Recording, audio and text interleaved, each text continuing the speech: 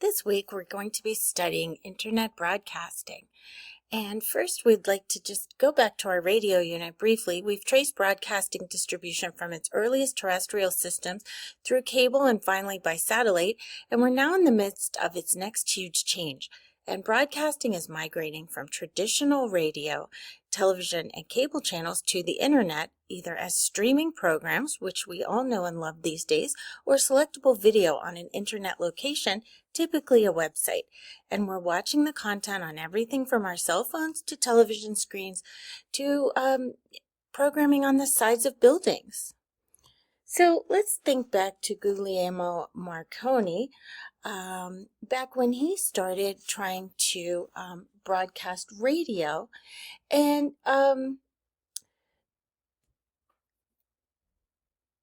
with the increase in internet connection speeds, advances in technology, and the total number of people online, and the decrease in connection costs, it's now common to find traditional broadcasting content accessible freely and legally over the internet. Here's early cable antenna television going up, and this is really how cable TV started, with simple antennas. Satellite television really starts with transmitting by antenna located at an uplink frequency. So you have to uplink your programming and then downlink it, goes up to a satellite, and then downlink it at another location. Visual media today is everywhere. It's on the sides of buildings, as you can see in these large cities. It's on your phone, and it's basically anywhere you might be looking at any given moment. So what's the Gutenberg shift? The change that visual communication will bring society to a Gutenberg shift. A gentleman named Kevin Kelly, the founding executive editor of Wired magazine, called this change that visual communication will bring to society a Gutenberg shift. So what is he really talking about? You remember, let me take you back to the 15th century, about 500 years ago. We're in the late Middle Ages. It's been about 1,000 years since the collapse of the Roman Empire in 500 AD. And Western Europe has been a society made up of nobles, serfs, and priests, and the Roman Catholic Church is the only unifying institution with tremendous power. So what remains of ancient knowledge and writings of Greece and Rome are available only in Latin, the language of the church. So 70 years later, the Black Plague had wiped out between a third and 60% of Europe's population in 3 years, and there were barely enough people to maintain the farms, market, crafts necessary for community survival. Wages went up, and a middle class made up of craftsmen, independent farmers, and merchants was emerging with leisure time to pursue education. Gutenberg came up with woodblock, after woodblock printing, Gutenberg came up with type from alloy made of lead, tin, and antimony. And to create these lead types, Gutenberg used a special matrix enabling the quick and precise molding of new type blocks from a uniform template. And he also used an oil-based ink, which didn't run like water-based inks used by most Europeans at the time. And within 50 or 60 years of his designing the printing press using this lead type, the entire Bible or classical canon had been reprinted in vernacular languages, meaning the languages of the people who spoke those languages in certain countries, and circulated throughout Europe. So Latin was replaced by the languages of each area, undermining the authority of Catholic Rome. And in time, the spreading of the written word led to European nationalism and the Protestant Revolution. But when I talk about what Kevin Kelly said, he was saying that the Gutenberg shift is that visuality is becoming as ubiquitous as the written word. The moving image is becoming part of our basic literacy. As you notice, some type here, we're now going through that Gutenberg shift. So just remember what Kevin Kelly said: visuality is becoming as ubiquitous as the written word. the moving image is becoming part of our basic literacy. So early origins of the internet. The internet and its increasingly visual content is a profound game changer whose consequences we're just beginning to understand. So the history of the internet. Let's start back with the abacus briefly. The oldest surviving counting board is the Salamis tablet used by the Babylonians around 300 BC. And incidentally, around 900 AD, the Aztec peoples invented a device similar to the abacus, and it used corn kernels threaded through wooden frames. In Aztec abacus would have had 7 beads by 13 columns. Many different plans and contraptions were built to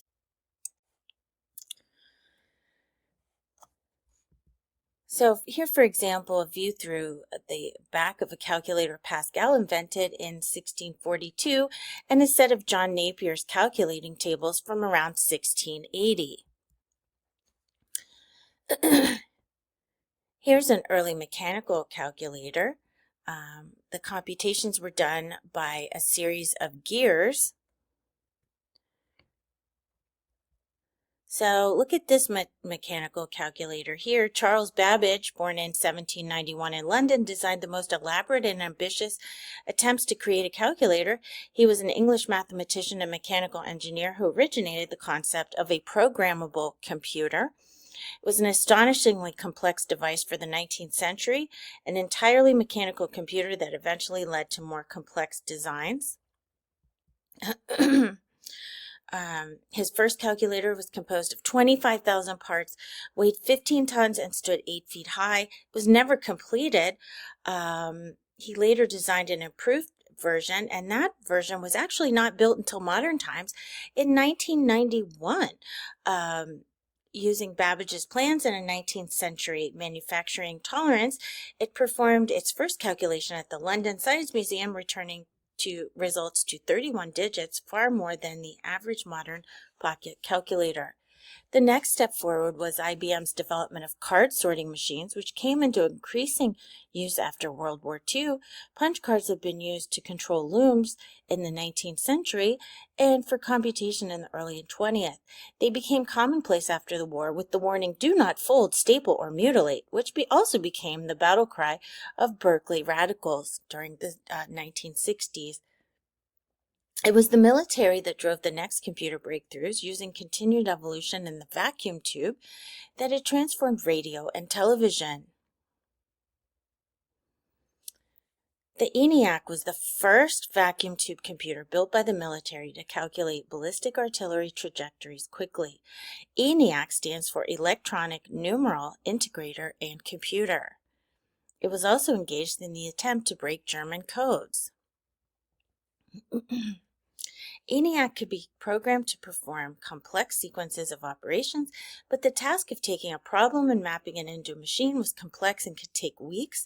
After the program was figured out on paper, the process of getting the program into ENIAC by manipulating its switches and cables took additional days, and this was followed by a period of verification and debugging. You can see how large the ENIAC was here.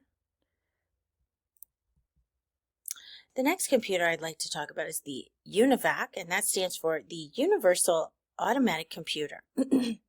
Or UNIVAC was the next project of the ENIAC team, Dr. Presper Eckert and Dr. John Mauchly. They first found their client in the United States Census Bureau. The Bureau needed a new computer to deal with the exploding U.S. population, the beginning of the famous baby boom. And they were given a $300,000 deposit for the research into a new computer called the UNIVAC.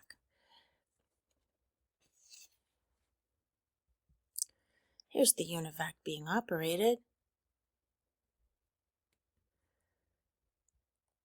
UNIVAC with CBS cameras. In 1952, the UNIVAC predicted Eisenhower's victory against Adlai Stevenson, with only 5% of the whole vote counted. So let's talk about the space race. Then came Sputnik. launched by the Soviet Union in 1957, the crisis for the U.S. because everyone was afraid that the Soviet Union was moving ahead of the United States in science and technology. Sputnik was really a series of Soviet satellites, first launched in October 4th of 1957. The first artificial satellite to be placed in orbit was about the size of a beach ball. It took about 98 minutes to orbit the Earth, and it learned about Earth's atmosphere by studying radio signals from the satellite. So, President Eisenhower created DARPA, the Defense Advanced Research Projects Agency, in 1958 as a result of Sputnik. And since that time, DARPA's mission has been to assure the U.S. maintains a lead in applying state-of-the-art technology for military capabilities and to prevent technological surprise from our adversaries. So let's talk a little bit about ARPANET, Advanced Research Projects Agency Network. It was conceptually completed in 1968 and it was operational by the end of 1969. It was a computer within a computer, an interface message processor that would translate the computer language of different computers into a common format so that they could talk to each other. 4 computers were first connected at the original ARPANET.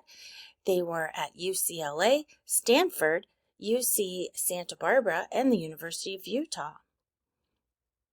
As the network expanded, different models of computers were connected, creating compatibility problems. Here's ARPANET in 1971, 2 years later. More computers, as you can see, are being connected. And another year, in 1972, it connected the East Coast to the West Coast. And by 1974, it was even larger.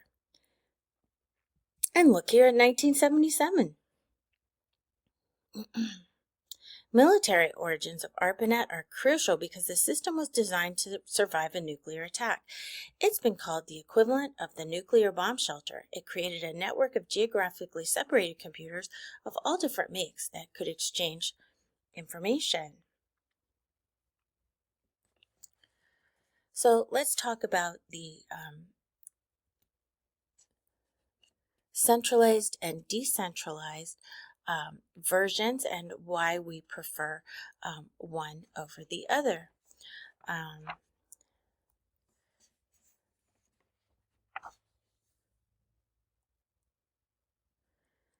Okay. A highly standardized military organization is pretty much centralized. The Pentagon was built during World War II to coordinate all military actions, but the problem in the nuclear age was that a single atomic bomb could take out the Pentagon and render the military almost helpless above small units. Another alternative is decentralized. There were multiple centers spread across the country, but again, it was vulnerable to nuclear attacks. So what's the best option? A distributed solution here. There are no centers at all. You can send a message from any computer. It searches for the best way to navigate to its destination. Even if a third of the grid is destroyed, a message can still get sent to a surviving destination. And now you can see where the idea of the net came from, or the internet. It looks like a fishing net here.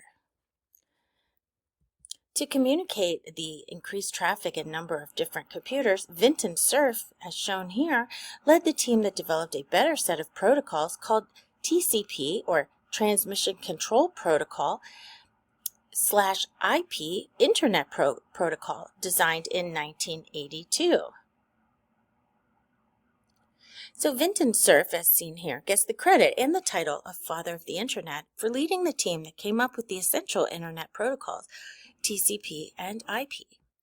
And interestingly enough, here's his vanity license plate, Surf's Up, on his Virginia Jaguar.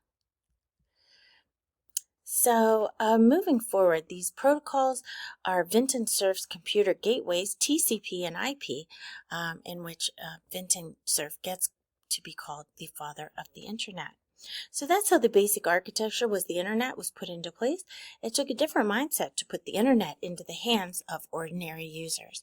Stay tuned for part 2 of our Internet chapter.